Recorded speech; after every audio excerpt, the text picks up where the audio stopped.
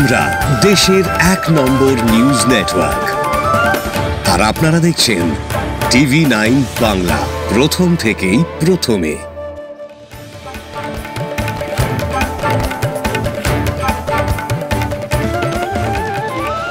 TV9 Bangla চ্যানেলের অবিরাম সংবাদের সাথে আছি আমি স্বপ্না। ফরিদপুর জেলার নগরকান্দা উপজেলার ঐতিহ্যবাহী শাকপালদিয়া মাদ্রাসায় 2025 সালের 24শে ফেব্রুয়ারি এক বিশাল ওয়াজ মাহফিল অনুষ্ঠিত হয়েছে। বিকাল 3 ঘটিকায় শুরু হওয়া এ মাহফিলে হাজারো ধর্মপ্রাণ মুসলির উপস্থিতি ছিল লক্ষণীয়। বিস্তারিত ফরিদপুর বিশেষ প্রতিনিধি মোহাম্মদ শাহাদাত হোসেনের পাঠানো ভিডিও চিত্রে।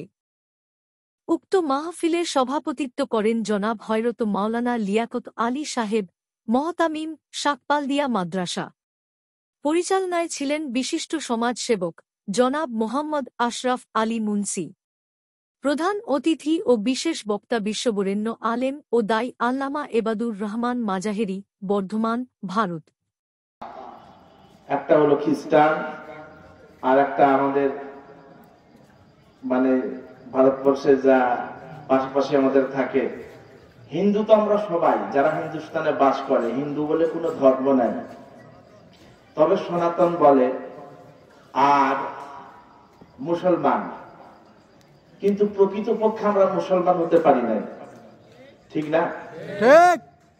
এখনই 500 টাকা দিয়ে লিয়াকত আলী সাহেবের বিরুদ্ধে কথা বলবেন, কি বলেন? টাকার মুখ বাঁকা। আমাদের কত ইমানদার দেখলাম টাকা পেয়ে সব বিক্রি হয়ে গেল। তো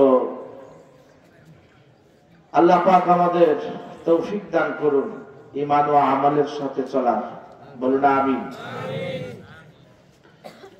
আমি আপনাদের বললাম না আমরা সবাই হিন্দু, ভারতবর্ষে বাস করি বলে। আসলে সিন্ধু নদীর ধারে যারা আরও বয়ান পেশ করেন তরুণদের আইকন আলোড়ন সৃষ্টিকারী বক্তা হযরত মাওলানা মুফতি আল আমিন, যুক্তিবাদী, ফরিদপুর। সেদিন কিয়ামতের দিন আমাদের হাত কথা বলবে,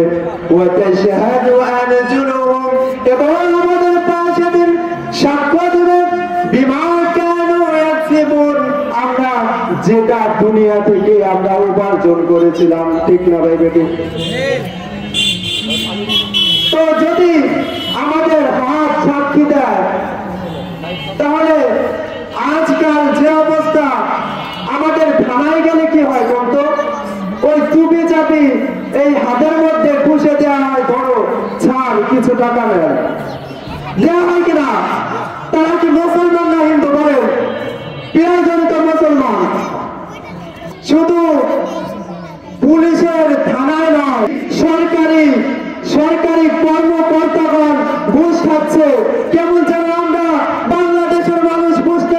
বিশ্বমানবতার শান্তির বার্তা ছড়িয়ে দিতে ওয়াজ মাহফিলের গুরুত্ব অপরিসীম। ইসলামের সুমহান আদর্শ প্রচারের লক্ষ্যে এই মাহফিল গুরুত্বপূর্ণ ভূমিকা রেখেছে।